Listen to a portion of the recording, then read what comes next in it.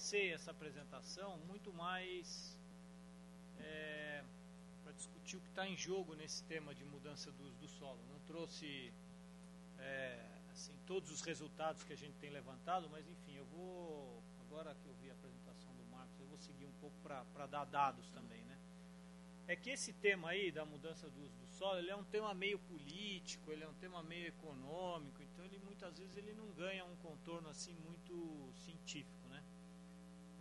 Claro que economia é ciência também, mas às vezes está baseado muito mais em hipótese e menos em evidência, então complica um pouco para a gente acaba tendo um intervalo de confiança dos resultados muito grande. Só para dar um exemplo, se a gente pegar alguns estudos que avaliaram emissões associadas à mudança de uso da terra, né?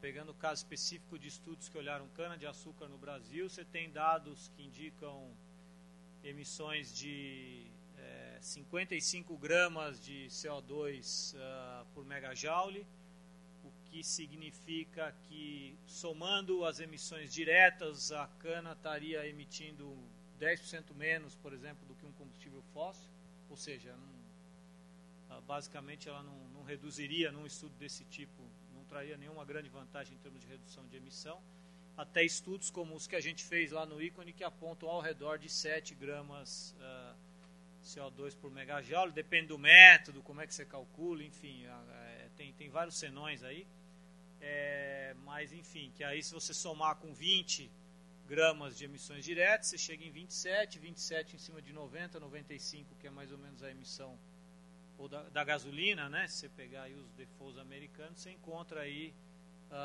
60% de redução. Então, é um tema assim, ele ainda está sujeito a incertezas muito grandes, né? E ele é um tema que ele de alguma forma está juntando três expertises. Um expertise é o expertise econômico, porque a grande maioria dos estudos utiliza modelos econômicos, porque você não consegue avaliar muito o uso da terra no passado.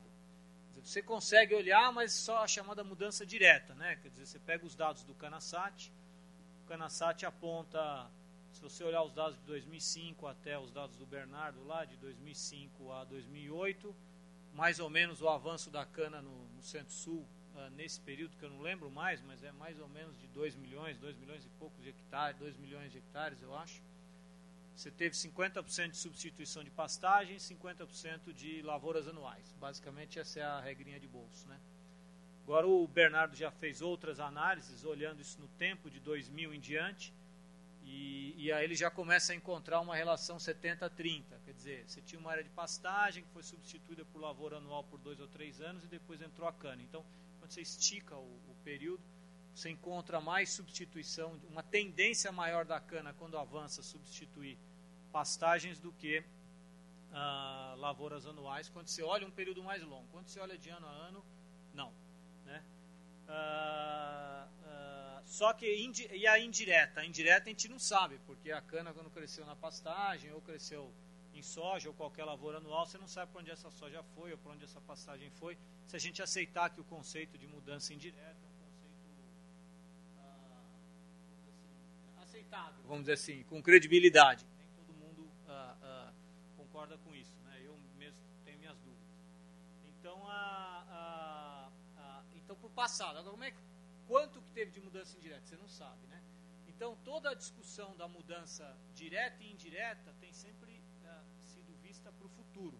E para isso você precisa de alguns modelos econômicos que fazem isso. Que você projeta a demanda, a oferta, avalia quanto de terra você vai precisar, e tem todas as hipóteses de produtividade, ninguém consegue prever a seca, ninguém consegue prever todas as quedas de ATR, quer dizer, você tem todas as incertezas associadas a isso, né?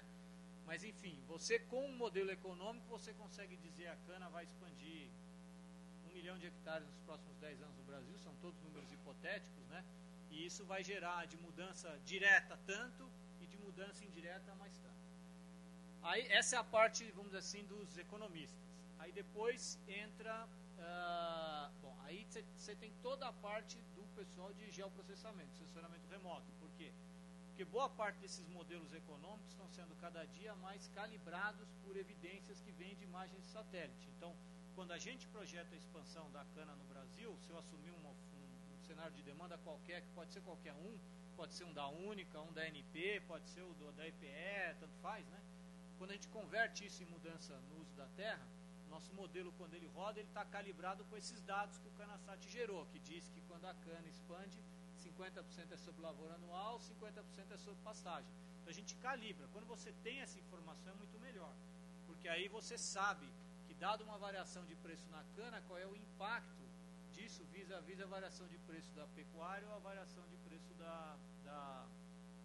das lavouras anuais ou dos sistemas produtivos de lavouras anuais, pensando algodão, milho e soja, por exemplo. Então uma outra área, vamos dizer assim, que está se conectando nesse debate é a área de assessoramento remoto, e que não só a gente tem feito aqui, mas todos os países. Se vocês pegam aí os grandes modelos econômicos sendo usados, um que chama Getap, um outro que chama Mirage, um outro que chama Magnet, todos eles têm uma equipe de assessoramento remoto trabalhando em conjunto para entender isso. Claro que, por exemplo, o pessoal não entende muito bem a questão de aptidão, né? Por exemplo, o mapa que você mostrou ali, geralmente o pessoal não entende direito, aí projeta a cana, e quando você quebra aquele resultado, ela vamos dizer assim, se expande onde não deveria. Mas isso também os modelos estão incorporando, né? Por exemplo, o nosso modelo já tem uma parte de aptidão para lavouras anuais. Então, quando eu projeto a expansão da soja, a soja não pode crescer onde ela dá produtividade muito baixa, simplificando a coisa, né? Então, essa é uma frente. E a terceira frente é essa, que aí eu acho que mistura, né, físico com biólogo, aí já começa a misturar bem, que é o pessoal que está calculando emissões, né? Por exemplo, no que expandiu a área de cana, eu sei os hectares, né? E eu consigo estimar no modelo econômico, por mais assim, certo que seja, eu consigo estimar que tipo de uso de solo vai ser substituído por aquela expansão. Aí tem que vir alguém que vai calcular as emissões.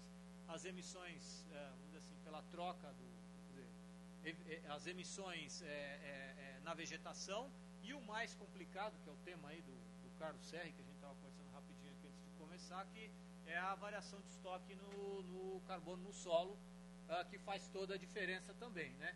E que carecem estudos, porque se você assume, vou fazer uma simplificação, se você assume que a cana é uma lavoura anual, e aí se você tem a substituição de pastagem por cana, você tem uma variação de estoque no carbono no solo, que é uma.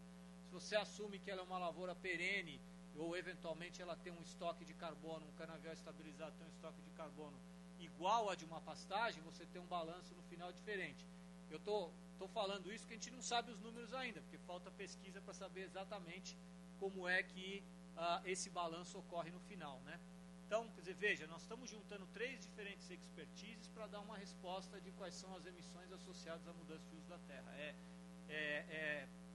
Se você faz precipitadamente isso, não pode dar certo, certo? Isso tem que ser feito com certa calma, com certo tempo, para que esses expertises se conversem, para que você vá melhorando as diferentes ferramentas. Mas acho que essa junção desses 3 expertises que eu acho que é o grande, vamos dizer assim, benefício indireto desse debate da mudança de uso da terra, que começou muito negativamente no início, mas que agora ele começa a ganhar contornos muito mais interessantes, muito mais baseados em ciência, e que muito provavelmente vai nos levar a desenvolver políticas que procurem minimizar esses impactos de uso da terra. Então, no começo do debate, a gente tinha muito aquela postura que essa questão de uso da terra não era importante. Hoje não tem mais como não colocar esse tema em discussão, né? Quer dizer, o tema ganhou muita relevância. Eu meio que atropelei, eu só quero comentar algumas coisas, assim, porque a gente não pode perder de perspectiva. Eu sou filho de jornalista e meu pai sempre me falou que a gente fala a conclusão no final, né? O jornalista bom, ele escreve a conclusão da matéria no início, que o pessoal não tem paciência de ler a matéria inteira. Então é mais ou menos isso. Então já dei a conclusão, a gente volta vamos dizer assim, para a parte assim, mais de background do negócio. É só para lembrar algumas coisas, assim, por exemplo, quando a gente pega os dados aí, nós vamos ver que o mundo hoje usa mais ou menos 2 bilhões e 800 mil hectares com pastagens, é a coluninha lá no final aqui, né? E 1 bilhão e meio com lavouras, né? E a cana, quanto que a cana é no mundo? Uns 25 milhões de hectares, né? Então, assim, realmente a gente não pode, assim, muito perder de perspectiva que quando a gente está discutindo mudança de uso na terra decorrente da cana, a cana ela é muito pequena no contexto das atividades agrícolas, que são as grandes promotoras de mudança de uso da terra. Eu não estou dizendo que a gente não deve fazer esse cálculo, pelo contrário, a gente deve. Só que se a gente está preocupado com emissões associadas à mudança de uso da terra, certo? É muito mais importante olhar como está o avanço dos grãos, como está o avanço das oleaginosas, como está o avanço das pastagens, do que a cana em si, certo? Na hora que a gente está querendo olhar a emissão da cana sozinha, aí tudo bem, a gente olha a cana. Mas na hora que você coloca ela num contexto mais amplo, que faz muito mais sentido, né? Você vê que ela é muito pequena, né? Perto